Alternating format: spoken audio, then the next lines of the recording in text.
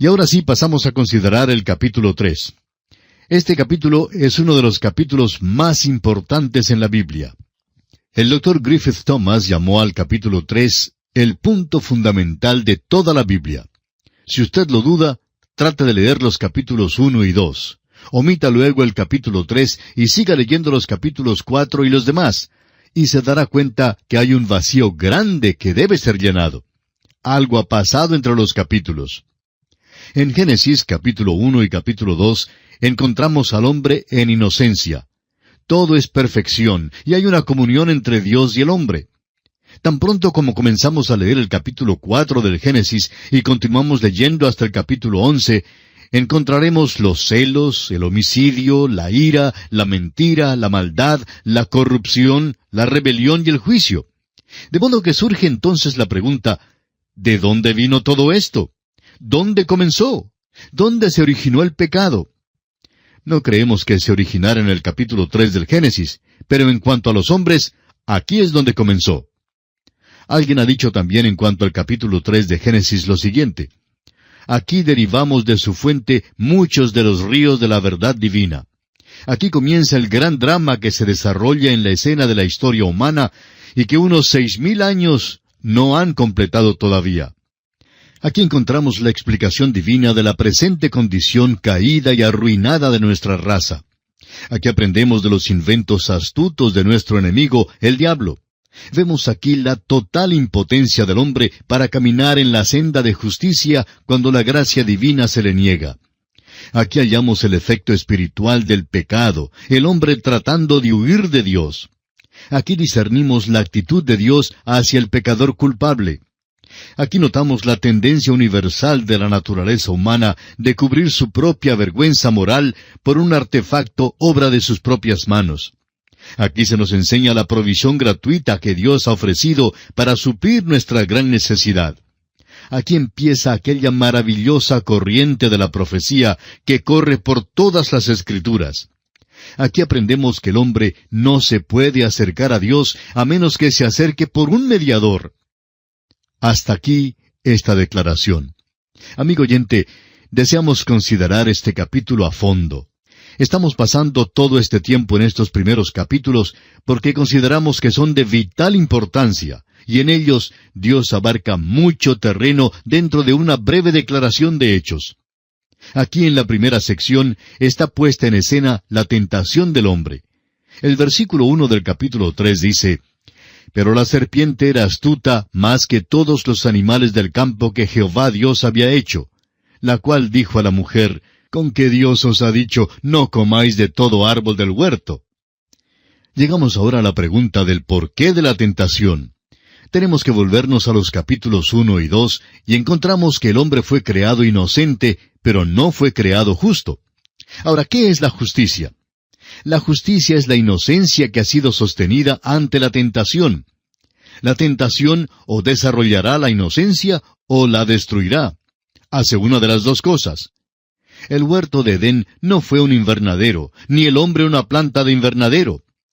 El carácter ha de ser desarrollado, y sólo puede ser desarrollado ante la tentación. Por eso el hombre fue creado un ser responsable, y era responsable de glorificar, obedecer, servir y estar sujeto al gobierno divino. El hombre no se creó a sí mismo, fue Dios quien lo creó. Ahora, Dios no fue arbitrario en su mandamiento. Recordará usted, amigo oyente, que Dios había dicho al hombre que no debía comer del árbol de la ciencia del bien y del mal, porque el día que de él comieres, dijo Dios, ciertamente morirás. Ahora, ese no fue el único árbol del cual podían comer.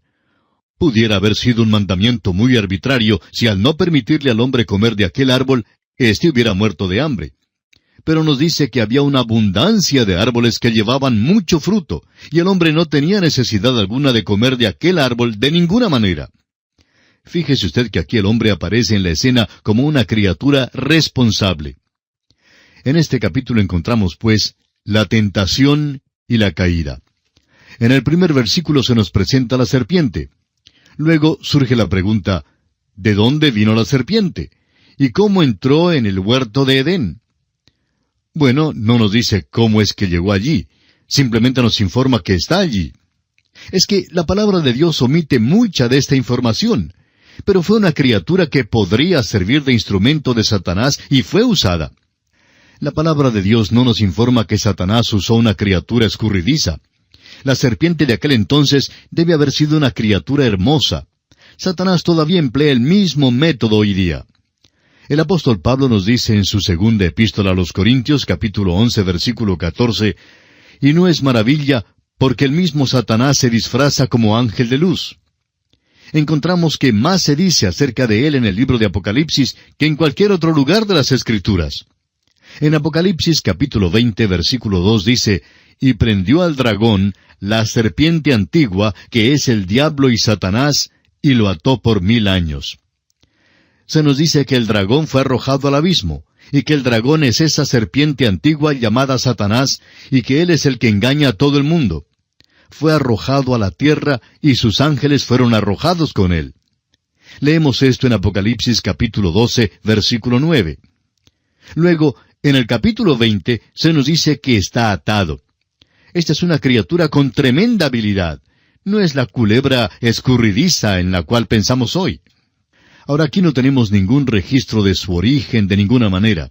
No queremos ser dogmáticos, pero al llegar en nuestro estudio a Isaías capítulo 14 y a Ezequiel capítulo 28, creemos que en esos pasajes se nos da el origen de esta criatura y también se nos explica cómo es que llegó a ser la criatura que es. Ahora, ¿por qué se le acercó la criatura a la mujer? ¿Y por qué no se le acercó al hombre? Génesis capítulo 3, versículos 2 y 3 dicen lo siguiente, «Y la mujer respondió a la serpiente, Del fruto de los árboles del huerto podemos comer, pero del fruto del árbol que está en medio del huerto, dijo Dios, no comeréis de él, ni le tocaréis, para que no muráis». Ahora vemos que la mujer no fue creada primero, y recibió su información de parte del hombre.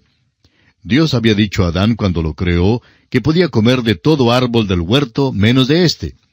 La mujer escuchó su información de parte de Adán.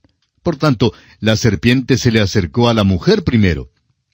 Francamente, creemos que la mujer fue creada de una manera más fina que el hombre, pero a la vez es más susceptible a este tipo de cosas que el hombre.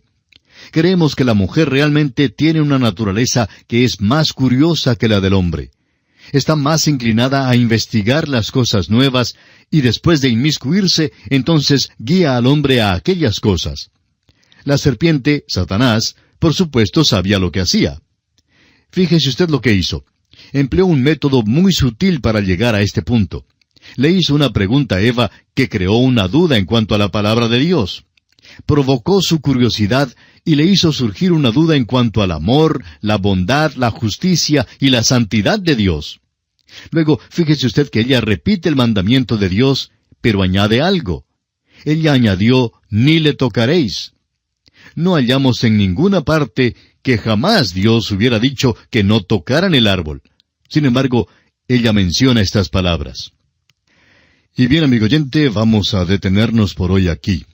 Proseguiremos este estudio en nuestro próximo programa y confiamos que usted nos sintonice de nuevo. Hasta entonces, pues, que el Señor le bendiga es nuestra ferviente oración. Continuamos hoy, amigo oyente, nuestro estudio en Génesis, el primer libro del Antiguo Testamento. Nos encontramos todavía en el 3er capítulo de este libro. Al concluir nuestra lección anterior, notamos el hecho de que al repetir Eva el mandamiento de Dios con respecto al árbol de la ciencia del bien y del mal, añadió las palabras, ni le tocaréis, las cuales no fueron pronunciadas por Dios cuando dio el mandamiento original. Hoy comenzaremos nuestro estudio considerando el hecho de que la serpiente niega la palabra de Dios. En los versículos 4 y 5 de este capítulo 3 de Génesis leemos, Entonces la serpiente dijo a la mujer, No moriréis, sino que sabe Dios que el día que comáis de él, serán abiertos vuestros ojos y seréis como Dios, sabiendo el bien y el mal. Quisiéramos cambiar un poco la fraseología para aclarar esto un poco más. En vez de las palabras, no moriréis, él dijo, ciertamente no moriréis. Ahora esa es una imposibilidad absoluta, porque está dudando del amor y la bondad de Dios. Si Dios es bueno, pues ¿por qué le puso una restricción? Y entonces duda de la justicia de Dios y de su santidad al decir que ciertamente no morirán. y promete a Eva que ella y su esposo llegarían a ser como dioses ellos mismos. Ahora notamos también que la mujer añadió a la palabra de Dios. Y hoy existen aquellos que quitan de la palabra de Dios, y Dios ha amonestado en cuanto a eso. Existen también las sectas que añaden a la palabra de Dios, y Dios también ha amonestado contra tal práctica. Hay quienes dicen que somos salvos por la ley. Otros dicen, sí, somos salvos por la fe, pero añaden algo para que sea por la fe más alguna obra. En el Evangelio según San Juan capítulo 6 versículo 29 dice, respondió Jesús y les dijo, esta es la obra de Dios, que creáis en el que Él ha enviado. ¿Cuán importante es ver esto? Porque Satanás contradice tan sutilmente a Dios y sustituye su propia palabra por la palabra de Dios. Recordará usted, amigo oyente, que en Romanos se habla de la obediencia por la fe. La fe conduce a la obediencia y la incredulidad conduce a la desobediencia. Consideremos ahora la desobediencia del hombre y la mujer a la palabra de Dios.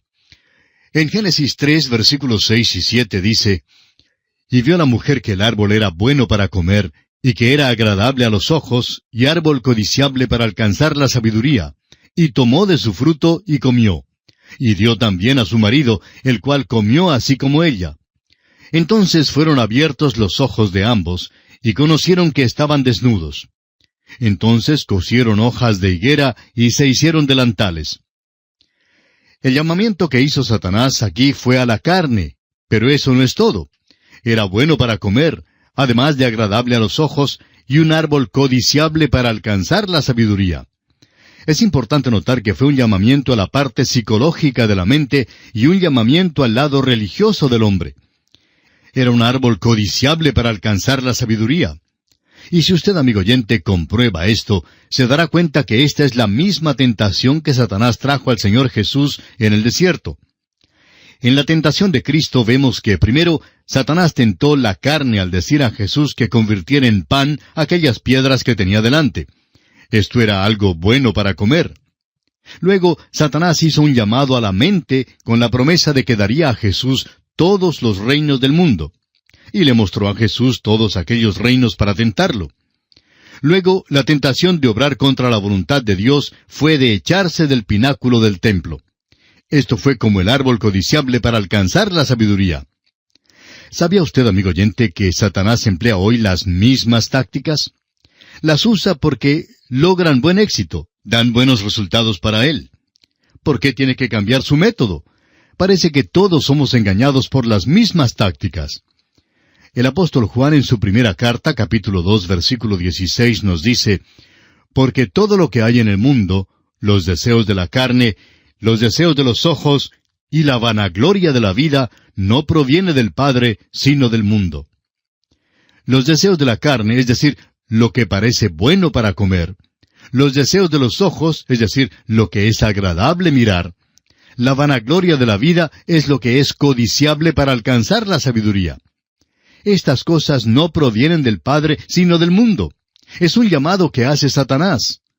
Jesús dijo que estos pecados de la carne proceden del corazón del hombre, de lo más profundo, porque aquí es donde Satanás hace su llamado. Ataca al hombre de una manera muy definida. Fue el mismo método que empleó con Adán y Eva para llegar al corazón y desviar al hombre. Y lo hizo. Tuvo éxito. Les dijo que conocerían el bien y el mal. ¿Y qué pasó? Pues que sus ojos fueron abiertos. Esa es la conciencia. Porque el hombre no tenía conciencia antes de la caída. Era inocente, y la inocencia desconoce la maldad. Pero ahora cada uno de nosotros tenemos un acusador que vive dentro de nosotros. Los psicólogos dicen que todos tenemos lo que ellos llaman un complejo de culpa. Un destacado psicólogo cristiano dijo en cierta ocasión que el complejo de culpa es una parte del hombre tanto como lo es su brazo derecho, y que no se puede quitar el complejo de culpa por medios psicológicos, de la misma manera que no se puede quitar el brazo a menos que sea amputándolo. Notamos ahora que nos dice este pasaje que conocieron que estaban desnudos.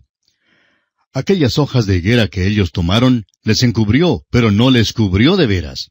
No confesaron su pecado y culpa, sino que simplemente trataron de encubrir su pecado. Notemos ahora que Dios desea la comunión con el hombre. Los versículos 8 y 9 de este capítulo 3 dicen, «Y oyeron la voz de Jehová Dios que se paseaba en el huerto al aire del día. Y el hombre y su mujer se escondieron de la presencia de Jehová Dios entre los árboles del huerto. Mas Jehová Dios llamó al hombre y le dijo, ¿Dónde estás tú?» ¿Se ha fijado usted, amigo oyente, que el árbol que se menciona aquí específicamente es la higuera? Se nos dice que ellos cosieron hojas de higuera. Y a propósito, el árbol de la ciencia del bien y del mal no fue manzano, como dicen algunos. No sabemos qué clase de árbol fue, pero cosieron hojas de higuera. No estaban listos para admitir su condición perdida. Y esa es precisamente la condición del hombre en nuestros días en lo que respecta a su religión. Lleva a cabo los ejercicios y rituales y se hace miembro de la iglesia y llega a ser muy religioso. Pero, ¿ha notado usted que Cristo maldijo la higuera? Eso es muy interesante. Y a propósito, Él denunció la religión inmediatamente después de eso. Y la denunció con todo su ser. Y es que, en esta tentación, Satanás quería interponerse entre Dios y el alma del hombre. En otras palabras, quiso destetar al hombre de Dios. Quiso ganar al hombre para él mismo, y él mismo quiso convertir al hombre en un Dios. Las tentaciones de la carne que nos llaman tanto la atención no le habrían llamado la atención a Adán. No fue tentado a robar, ni a mentir, ni a codiciar, sino a dudar de Dios. Sin embargo, al seguir nuestro estudio, nos damos cuenta que el dudar de Dios es el problema básico. ¿Cuál fue la dificultad que tenía el joven rico cuando llegó a hablar con Jesús? No creyó. En la parábola del sembrador, la semilla no cayó en buena tierra. La cizaña que se menciona en otra parábola es el producto de la incredulidad. Satanás siempre siembra esta duda en cuanto a la palabra de Dios y todavía lo hace en nuestros días. ¿Cuál es el método que emplea Satanás para conseguir que dudemos de Dios? Primero, Adán y Eva vieron que era bueno para comer, y luego que era agradable al ojo y que era codiciable. Satanás obra desde afuera hacia adentro, del exterior hacia el interior. Dios siempre comienza con el corazón del hombre. ¿Se ha dado usted cuenta de eso, amigo oyente? La religión es algo que se puede frotar al exterior, pero Dios no comienza con la religión, y es necesario que hagamos una distinción aquí. El cristianismo no es una religión. El cristianismo es Cristo mismo. Hay muchas religiones, pero el Señor Jesús llegó al fondo del problema. Él dijo, «Os es necesario nacer de nuevo». Cuando Él habló con los fariseos, que eran muy religiosos en lo exterior, les dijo que limpiaran lo de afuera del plato. Les dijo que eran como el mausoleo, bello desde afuera con el mármol y flores, pero lleno de los huesos de muertos por dentro. ¡Qué ilustración! Notamos también en este pasaje que dice que los ojos de ellos fueron abiertos. Esa es la conciencia. Conocieron que estaban desnudos. En realidad, amigo oyente, las hojas de higuera no son una nueva moda. Los hombres todavía asisten a la iglesia y llevan a cabo los ejercicios religiosos y hacen buenas obras. ¿Qué pasó, pues? Cuando oyeron la voz del Señor Dios en el huerto, huyeron de Dios. Amigo oyente, la religión separa al hombre de Dios. Adán está perdido y es Dios quien le busca, y no el hombre quien busca a Dios. Note usted que no hay confesión de parte de Adán. Desde el versículo 10 hasta el versículo 12 leemos lo siguiente. Y él respondió, «Oí tu voz en el huerto y tuve miedo porque estaba desnudo, y me escondí». Y Dios le dijo, «¿Quién te enseñó que estabas desnudo? ¿Has comido del árbol de que yo te mandé no comieses?» Y el hombre respondió, «La mujer que me diste por compañera me dio del árbol y yo comí».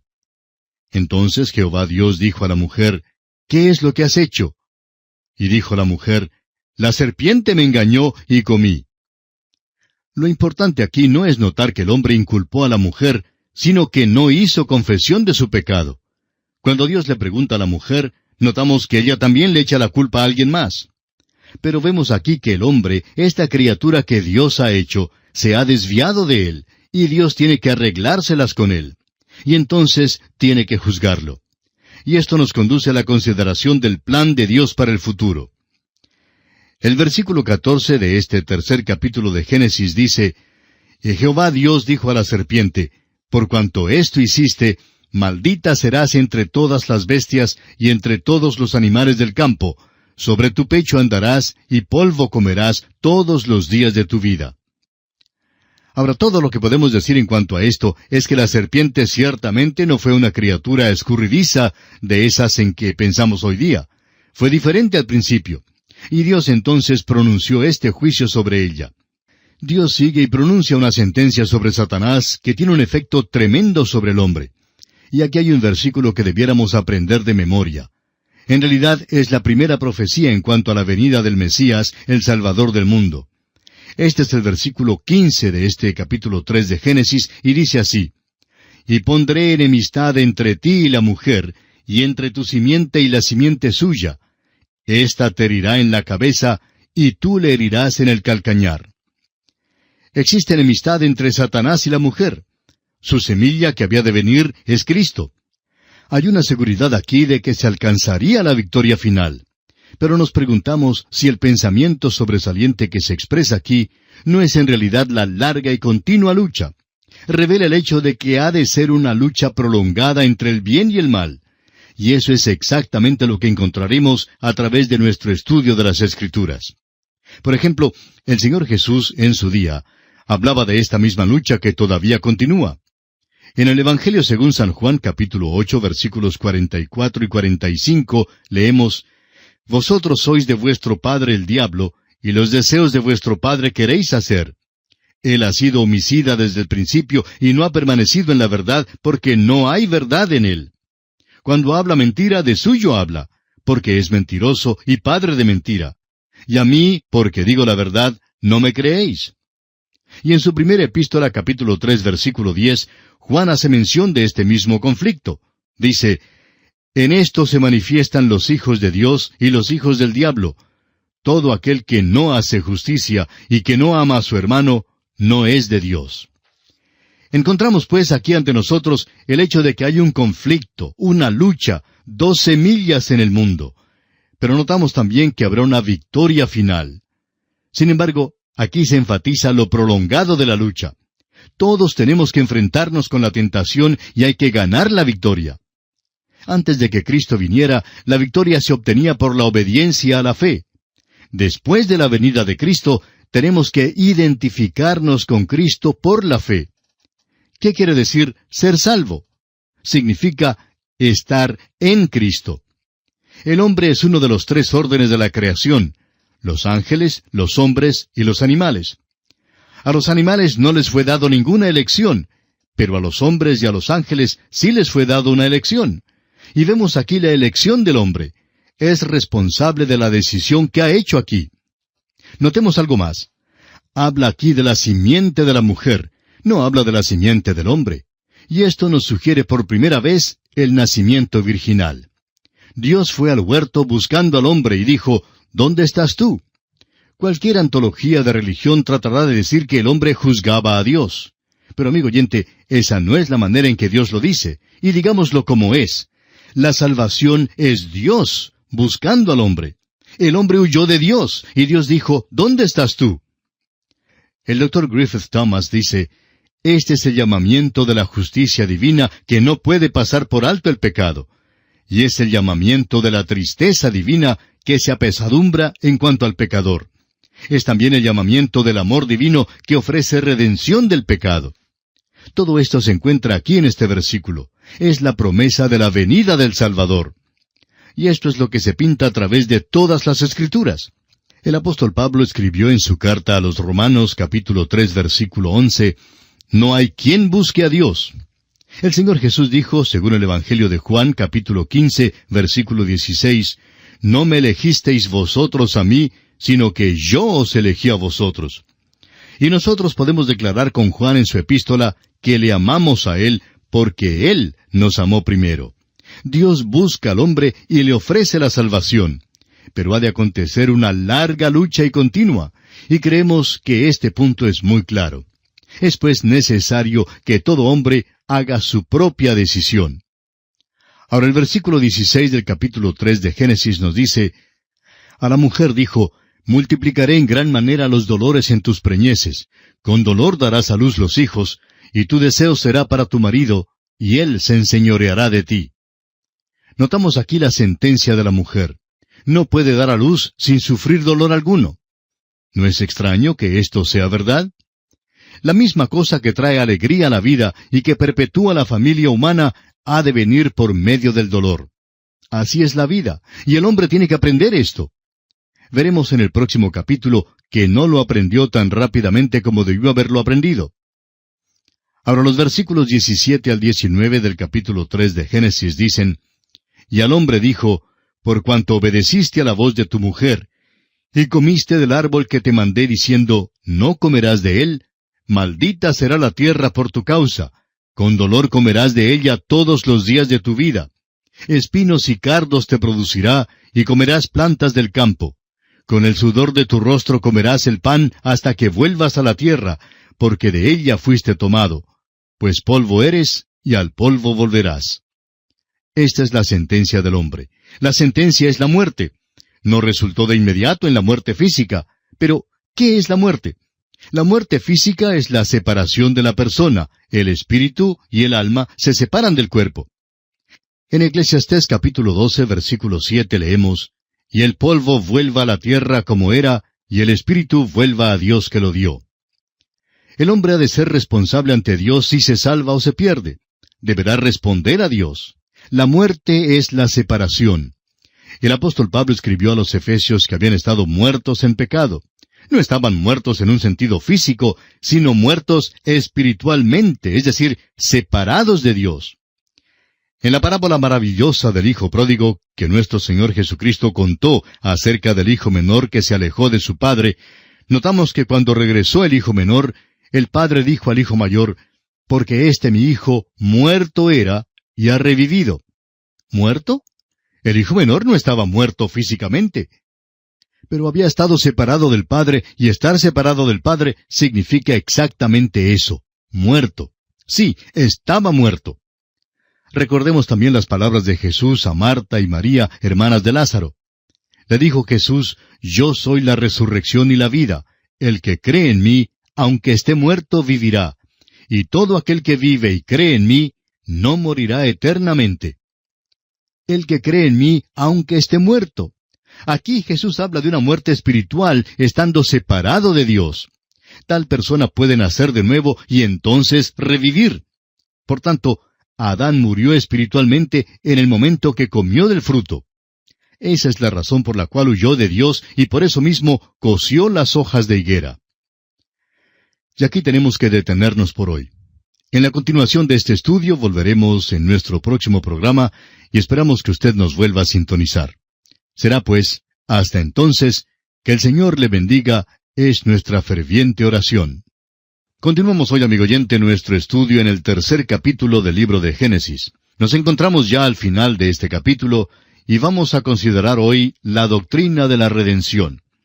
En los versículos 20 y 21 de este capítulo 3 de Génesis leemos lo siguiente. «Y llamó a Adán el nombre de su mujer Eva, por cuanto ella era madre de todos los vivientes. Y Jehová Dios hizo al hombre y a su mujer túnicas de pieles, y los vistió».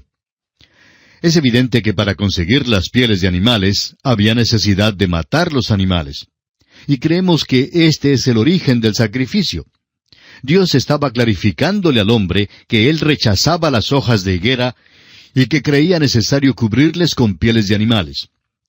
Cuando Adán y Eva salieron del huerto de Edén, miraron hacia atrás y vieron un sacrificio sangriento. Al mirar atrás, pudieron ver allí a los querubines, como vamos a ver en un momento. Cuando salieron del huerto de Edén y miraron atrás, vieron exactamente lo que Dios hizo que Moisés pusiera en el propiciatorio. Había 2 querubines que miraban la sangre en el propiciatorio. Ese era el camino a Dios. Ahora hay aquí 4 grandes lecciones y podemos aprender de las hojas de la higuera y del hecho de que Dios les cubrió con pieles de animales. En primer lugar, el hombre debe tener una cubierta adecuada para acercarse a Dios. No puede llegarse a Dios cubriéndose con sus propias buenas obras. En segundo lugar, las hojas de la higuera no son aceptables. Son hechas en casa y Dios no acepta un vestido hecho en casa. En tercer lugar, es Dios quien debe proveer el vestido apropiado o la cubierta apropiada. Y en cuarto lugar, esta cubierta se obtiene solo por medio de la muerte del Señor Jesucristo. Amigo oyente, el hombre debe tener un sustituto entre él y la ira de Dios. La cosa más difícil del mundo para un hombre es tomar su legítima posición delante de Dios. La salvación, amigo oyente, viene cuando usted y yo tomamos nuestro lugar apropiado como pecadores delante de Dios. Consideremos ahora los 3 últimos versículos, del 22 al 24. Y dijo Jehová Dios, He aquí el hombre es como uno de nosotros, sabiendo el bien y el mal. Ahora pues, que no alargue su mano, y tome también del árbol de la vida, y coma, y viva para siempre. Y lo sacó Jehová del huerto del Edén, para que labrase la tierra de que fue tomado. Echó pues fuera al hombre, y puso al oriente del huerto de Edén querubines, y una espada encendida que se revolvía por todos lados, para guardar el camino del árbol de la vida. Todo lo que podemos decir a esto es, gracias a Dios que Él no permitió que el hombre comiera del árbol de la vida, porque esto hubiera significado que el hombre tendría que vivir eternamente en el pecado. Dios no va a dejar que el hombre haga eso, y eso en realidad es una bendición. Ahora, esto no quiere decir que Dios puso una barricada en el camino. En realidad significa que el camino de la vida se mantuvo abierto para que el hombre llegara a Dios. Pero ahora ese camino no es por medio del árbol de la vida. La salvación debe venir por medio de un sacrificio, el sacrificio de Cristo Jesús en la cruz del Calvario.